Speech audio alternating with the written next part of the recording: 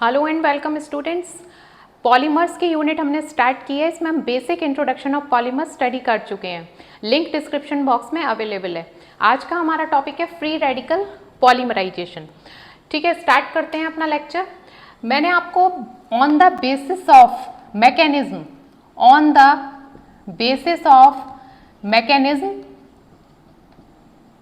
Types of polymers बताए थे, जिसमें फर्स्ट था एडिशन पॉलीमर्स, एडिशन, एंड दूसरा था कंडेंसेशन। या हम कहेंगे कि एडिशन पॉलीमर्स थे, या कह लीजिए एडिशन पॉलीमराइजेशन। एडिशन पॉलीमर्स लिख देती हूं मैं यहां पर। On the basis of mechanism polymers are of two types, addition polymers and condensation polymers. तो एडिशन पॉलीमर्स मीन्स क्या होता है?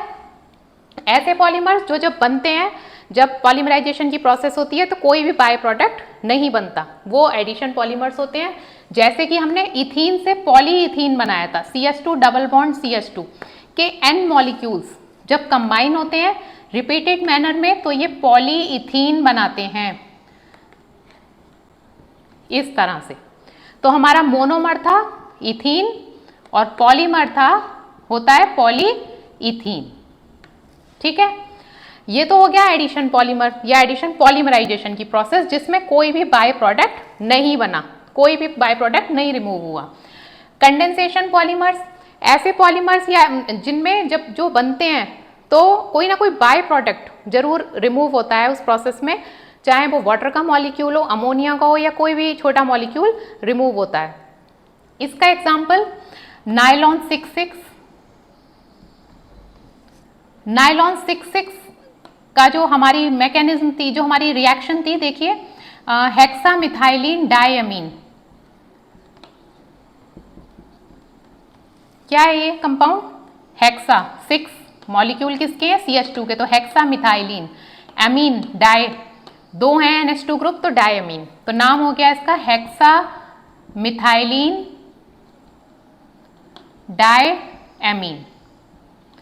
ठीक है, इसने रिएक्ट किया एडिपिक एसिड के साथ में, COOH single bond CH2 whole 4 COOH। It is adipic acid.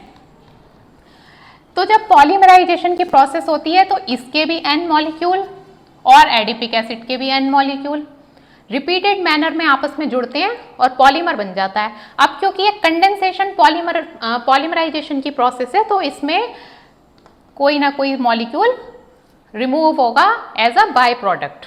ठीक है, तो देखते हैं क्या होता है। यहां से एक H, यहां से भी एक H एटम, यहां से OH और यहां से भी OH। ठीक है, तो क्या हुआ इसमें? 2H और 2OH निकले तो 2H2। ये रिमूव हो जाते हैं वाटर मॉलिक्यूल, मतलब बाय प्रोडक्ट क्या बना? वाटर। और हमारा प्रोडक्ट क्या बनता है? देखिए यहां पर क्या बचा? NH single bond CH2 whole 6 single bond NH, यहां पर क्या हुआ? CO, OH निकल गया, CO बचा, single bond CH2 whole 4 single bond CO। अब क्योंकि N मॉलिक्यूल कंबाइंड हुए थे तो ये होल N, तो इट इज नायलॉन 6,6। तो आपने देख लिया इसमें कंडेंसेशन पॉलीमराइजेशन की प्रोसेस हुई और साथ में बाय प्रोडक्ट बना वाटर। ठीक है, अब क्लियर हो गया इतना। एडिशन पॉलीमर जब बनेंगे तो कोई भी बाय प्रोडक्ट नहीं बनेगा, कंडेंसेशन पॉलीमर बनेंगे तो बाय प्रोडक्ट बनेगा। क्लियर है, ये बता चुकी हूं पहले भी। अब आप आगे का प्रोसेस कहानी समझिए क्या है।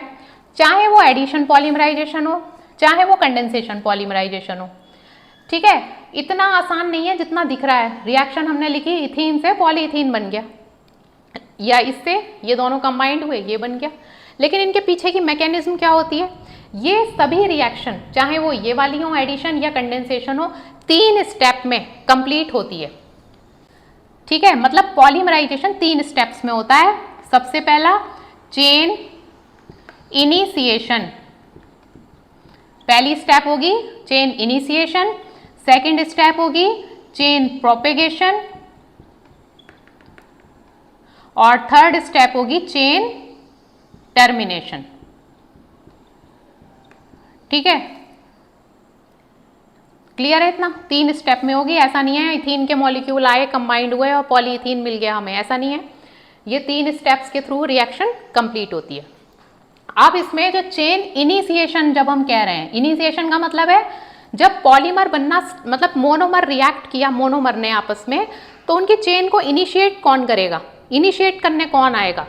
तो इनिशिएट करने चेन को आते हैं या तो फ्री रेडिकल्स, या तो फिर कैटायन आते हैं, या फिर एनायन आते हैं। यहाँ लिख देती हूँ, या तो फ्री रेडिकल करेंगे चेन को इनिशिएट, फ्री रेडिकल, या फिर एनायन करेंगे, या फिर कैटायन करेंगे। अब इसमें तो कंफ्यूजन नहीं है कि फ्री रेडिकल, एनायन और कैटायन क्या होते हैं। देखिए ये भी बता देती हूँ यहाँ पर, ये मान लीजिए ये C सिंगल बॉन्ड, या ऐसे लिख लीजिए A single bond A, C से कंफ्यूजन होगा, ठीक है। A लिख दिया मैंने फॉर एग्जाम्पल, A और A के बीच में बॉन्ड है, या B लिख देती हूँ, A और B के बीच में बॉन्ड है, ठीक। अगर ये बॉन्ड ईमानदारी से टूटे तो क्या होगा, इसका इलेक्ट्रॉन इसके पास चला जाएगा और इसका इलेक्ट्रॉन इसके पास चला जाएगा। एक बॉन्ड का मतलब 2 इलेक्ट्रॉन है यहाँ पे, तो ईमानदारी से टूटा, उसने अपना इलेक्ट्रॉन ले लिया, उसने अपना ले लिया, तो कुछ इस तरह का बन गया ये, A पर ये इलेक्ट्रॉन आ गया और B पर ये आ गया। तो ये तो हो गए हमारे फ्री रेडिकल। आ गई ये बात समझ में? बॉन्ड टूटा ईमानदारी से, अगर इलेक्ट्रॉन A ने अपना ले लिया, B ने अपना ले लिया, फ्री रेडिकल बन गए। एनायन कैटायन कब बनते हैं? जब A और B में से कोई ज़्यादा इलेक्ट्रोनेगेटिव हो। मान लीजिए B ज़्यादा इलेक्ट्रोनेगेटिव है, तो क्या करेगा B, जो इलेक्ट्रॉन पेयर है यहाँ पे उसको अपनी तरफ खींच लेगा। ऐसे बना देती हूँ मैं, ये इलेक्ट्रॉन पेयर है, ठीक है, B ने अपनी तरफ पुल कर लिया, B की इलेक्ट्रोनेगेटिविटी ज़्यादा है, जिसकी ज़्यादा होती है वो अपनी तरफ खींच लेगा इलेक्ट्रॉन्स को। तो जब B ने अपनी तरफ ले लिया तो ये इलेक्ट्रॉन इधर शिफ्ट, इधर आ गए, B पर आ गया नेगेटिव चार्ज और A पर आ गया पॉजिटिव चार्ज, यही तो होता है। तो अगर पॉजिटिव बना तो हम उसको कह देंगे कैटायन, और अगर ये नेगेटिव बना तो हम इसको कह देंगे एनायन। तो ये होते हैं फ्री रेडिकल कैटायन और एनायन। इसलिए बताया क्योंकि आज हम फ्री रेडिकल पॉलीमराइजेशन पढ़ने वाले हैं।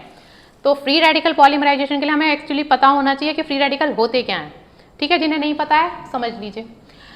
अब क्लियर हो गया इतना? चेन को इनिशिएट करने कोई फ्री रेडिकल आएगा, एनायन या कैटायन आएगा, स्टार्ट कर देगा हमारी पॉलीमराइजेशन की प्रोसेस को।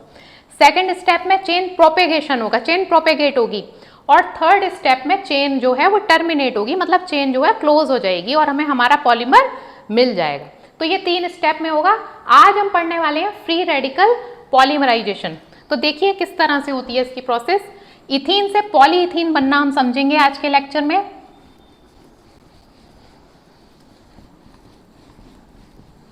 देखिए हम पढ़ रहे हैं ये, इसकी प्रोसेस हम पढ़ेंगे। इथीन के N मॉलिक्यूल बनाएंगे पॉली इथीन, ठीक है, इथीन पॉली इथीन। पहला स्टेप चेन इनिशिएशन। मैंने कहा चेन को जो है इनिशिएट करने कोई इनमें से आएगा, फ्री रेडिकल, एनायन, कैटायन। तो आज के लेक्चर में फ्री रेडिकल आने वाला है स्टार्ट करने। तो फ्री रेडिकल कहाँ से आते हैं, कौन से होते हैं?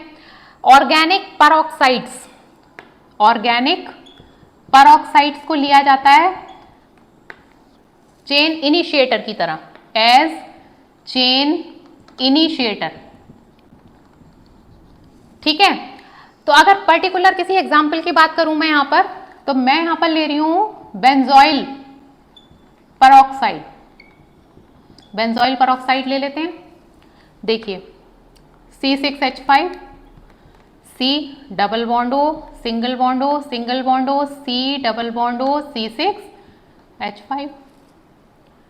ये क्या करेगा? देखिए यहाँ पर ये वाला जो बॉन्ड है O और O के बीच में, इट इज वीक बॉन्ड, टूट जाएगा। इसका इलेक्ट्रॉन इधर आ जाएगा, इसका इलेक्ट्रॉन इसके पास आ जाएगा। क्या बन जाएगा? C6H5, single bond C, double bond O, single bond O। अब जब इसका इलेक्ट्रॉन इसके पास आ गया और इसका इसके पास आ गया तो O पर आ गया ये इलेक्ट्रॉन। ऐसे 2 मॉलिक्यूल हैं तो यहाँ पर 2 लगा दिया हमने। अब ये क्या देगा हमें? ये देगा 2C6H5 free radical plus 2CO2। तो ये हमें फ्री रेडिकल मिल गया 2C6H5, ठीक। या मैं इसको C6H5 की जगह R लिख देती हूँ, R। ठीक है, ये हम लेंगे चेन इनिशिएटर की तरह इस प्रोसेस में। इथीन से पॉलीथीन बना रहे हैं हम। अब इसमें से एक R ले लेते हैं जो एक चेन को स्टार्ट कर देगा, दूसरा R फिर आगे देखते हैं वो भी कुछ करेगा। तो पहले एक R लेते हैं, इस पर यहाँ पर इलेक्ट्रॉन शो कर देते हैं जिससे पता रहेगा ये फ्री रेडिकल है। तो यहाँ मैंने ले लिया ये एक R फ्री रेडिकल। ठीक है, ये समझ में आ गया होगा, बेंजोइल पेरोक्साइड है, प्लस क्या है ये C6H5 है ना, फ्री रेडिकल हमने ले लिया, प्लस हमें चेन इनिशिएट करानी है CH2 डबल बॉन्ड CH2। यही तो है हमारा मोनोमर, इसी से पॉलीमर बनने वाला है। तो मोनोमर हमारा ये है, तो हमने ये ले लिया इसका एक मॉलिक्यूल। क्या करेगा ये, देखिए यहाँ पर ये बॉन्ड टूटेगा, इसका इलेक्ट्रॉन यहाँ आ गया, इसका यहाँ आ गया, सिंगल बॉन्ड रह गया यहाँ पर। समझ आ गया इतना, यहाँ पर सिंगल बॉन्ड रह गया, इलेक्ट्रॉन टूट गया, CH2 पे सिंगल इलेक्ट्रॉन और इस पर इलेक्ट्रॉन। अब जो CH2 वाला इलेक्ट्रॉन है ये इस ये CH2 वाला जो फ्री रेडिकल है मैं कहूंगी यहाँ पर, ये इस फ्री रेडिकल के साथ मिलके क्या बना लेगा, बॉन्ड। देखिए ऐसे R सिंगल बॉन्ड CH2 बना देगा ये। ठीक है, अब यहाँ पर सिंगल बॉन्ड बचा CH2। अब ये तो किसी के साथ बॉन्ड नहीं बना रहा, इसका इलेक्ट्रॉन तो इसके ऊपर ऐसे ही रहेगा, ऐसे ही लगा देते हैं इसे। अब ये हमारी चेन यहाँ पर स्टार्ट हो गई एंड दिस इज, यहाँ पर लिखना भूल गई मैं, चेन इनिशिएशन। इनिशिएशन, ये हमारा चेन इनिशिएशन हो गया यहाँ पर। ये हमने समझा। इनिशिएटर क्या आ रहा है हमारा, ये तो उसकी रिएक्शन है। हमारी चेन इनिशिएट कहाँ पर हुई, जब हमने ये फ्री रेडिकल और इसकी रिएक्शन हुई और ये बन गया, चेन इनिशिएशन हो गया, मतलब स्टार्ट हो गया वो हमारा पॉलीमर बनना। ठीक, second step chain propagation. Chain propagation में प्रोपेगेट होगी चेन, कैसे, ये लेंगे एक तो ये हमारा प्रोडक्ट बन गया। अब ये प्रोडक्ट कहाँ जाएगा, यहाँ लिख लो इसे, R single bond CH2 single bond CH2, ये फ्री रेडिकल। ठीक, प्लस पहला मॉलिक्यूल लिया था। देखिए पॉलीमराइजेशन इतना तो क्लियर हो गया होगा, यहाँ बताने की जरूरत नहीं है। मोनोमर जो मोनोमर्स हैं हमारे, एक के बाद एक, ये मोनोमर इस पे आके जुड़ा, दूसरा इधर से आके जुड़ा, फिर इधर से जुड़ा, इधर से, तभी तो पॉलीमर बनेगा। ठीक है, तो अब एक तो हमने ये ले लिया एक मॉलिक्यूल, दूसरा यहाँ ले लेते हैं, मतलब मोनोमर जोड़ने हैं हमें, बेसिकली मोनोमर जोड़ेंगे और पॉलीमर बनाएंगे। इनिशिएटर क्या कर रहा है, इनिशिएट करके प्रोपेगेट करेगा ये तो चेन को, CH2 डबल बॉन्ड CH2, दूसरा ले लिया हमने, पहला यहाँ दूसरा यहाँ, ये प्रोडक्ट यहाँ लिख लिया, कोई प्रॉब्लम तो नहीं है इसमें। इनिशिएट कराया, जो प्रोडक्ट बना उसे यहाँ लिख लिया। अब ये तो हमें पता है मोनोमर्स ही कंबाइन कर रहे हैं, दूसरा मॉलिक्यूल लिख लिया मोनोमर का हमने, इथीन का। अब इसको चेन को प्रोपेगेट करा देंगे। देखिए फिर यहाँ पर यही होगा जो यहाँ हुआ, ये इलेक्ट्रॉन यहाँ आ गया, ये इलेक्ट्रॉन यहाँ आ गया, ये यहाँ पर जुड़ जाएगा, ये फिर से फ्री रेडिकल बना देगा। तो R single bond CH2 single bond CH2 single bond CH2 single bond CH2, और ये जो फ्री रेडिकल है ये अब इलेक्ट्रॉन यहाँ शो कर देंगे ऐसे। R, ध्यान से देखिए बहुत इजी है, कोई मुश्किल नहीं है, समझ के पढ़ने वाली चीज़ है chemistry. CH2 single bond CH2 single bond CH2, बस यहाँ पर इलेक्ट्रॉन लगा दिया हमने, फ्री रेडिकल बन गया ये फिर से हमारा। तो अब क्या हुआ, ये चेन प्रोपेगेट हो गई। ठीक है, रटना कुछ नहीं है, समझ के पढ़िए, बहुत आसान है और इंटरेस्टिंग है केमिस्ट्री। अब प्रोपेगेट हो गई, अभी और प्रोपेगेट होगी है, कैसे, अभी तो हमने 2 ही मॉलिक्यूल लिए हैं इथीन के, अभी हमें कितने मॉलिक्यूल लेने हैं, N मॉलिक्यूल्स। यहाँ लिख देती हूँ, N मॉलिक्यूल्स ले लिए हमने, मान लीजिए यहाँ पर, तो क्या होगा, R single bond CH2 single bond CH2 का होल N लगा दें यहाँ पर, कोई प्रॉब्लम तो नहीं है, नहीं है N। अब यहाँ पर single bond CH2 single bond CH2, clear है, बहुत आसान है, ये बन गया। ठीक है, अब थर्ड स्टेप, ये चेन प्रोपेगेट हो गई हमारी, पर अभी क्लोज नहीं हुई ये चेन, अभी फ्री रेडिकल बना हुआ है यहाँ पर, अभी क्लोज नहीं हुई। इसको हमें क्या करना है, कपलिंग के थ्रू चेन को टर्मिनेशन कराना है उसका, जिससे कि हमारी चेन क्लोज हो जाए और हमें प्रोडक्ट मिल जाए। प्रोडक्ट क्या, हमारा पॉलीमर जो हमें चाहिए। तो अब चेन टर्मिनेशन हम यहाँ पर करेंगे कपलिंग के through, chain termination. By coupling. ठीक है, कैसे? पहले तो ये लिख लें जो प्रोडक्ट बना है यहाँ पर, ये लिख लेते हैं यहाँ पर R single bond CH2 single bond CH2 whole N, फिर ये CH2 सिंगल बॉन्ड CH2, ये लिख लिया हमने। ठीक है, अब एक चीज मैंने आपको बताई थी, यहाँ पे ये 2R है, 2R, एक R ने तो हमारी ये वाली चेन प्रोपेगेट कर दी, एक और R है ये किसी और चेन को प्रोपेगेट करेगा, इसी तरह की एक और चेन को। ठीक है, तो उसको भी यहाँ लिख लेते हैं हम। देखिए कैसे, CH2 single bond CH2 single bond CH2 single bond CH2 whole N और ये R। दूसरी चेन भी इसी तरह की बनी, पर मुझे चेन को टर्मिनेशन करके यहाँ पर लिखना है, तो मैंने इसको देखिए किस तरह से लिखा है। इसमें R CH2 single bond CH2 whole N CH2 यहाँ पर फ्री रेडिकल है, इसको जस्ट अपोजिट करके लिख दिया मैंने, जिससे कि मुझे अपनी चेन मुझे क्लोज्ड मिल जाए। इस R को मैंने यहाँ लिख दिया है इधर राइट हैंड साइड पर, तो मैंने इस CH2 को यहाँ लिख दिया, ये CH2 यहाँ आ गया, ये सेम होल N यहाँ आ गया और ये वाला R यहाँ आ गया। तो अब मैं इजीली, मेरे लिए इजी हो गया, मैं इसको चेन को टर्मिनेट करके चेन टर्मिनेशन दिखा देती हूँ आपको। देखिए R single bond CH2 single bond CH2 N और N 2N, तो यहाँ पर 2N लिख देते हैं और फिर क्या लिखेंगे हम, ये वाला R। ठीक है, तो ये हमारा बन गया पॉलीमर, क्या है वो हमारा पॉलीमर, पॉलीइथीन। ठीक है, पॉलीइथीन है ये।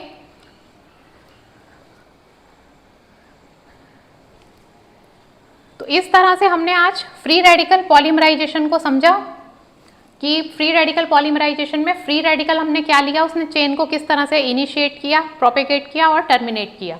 ठीक है, नेक्स्ट लेक्चर में हम पढ़ेंगे एनायनिक पॉलीमराइजेशन। Thank you.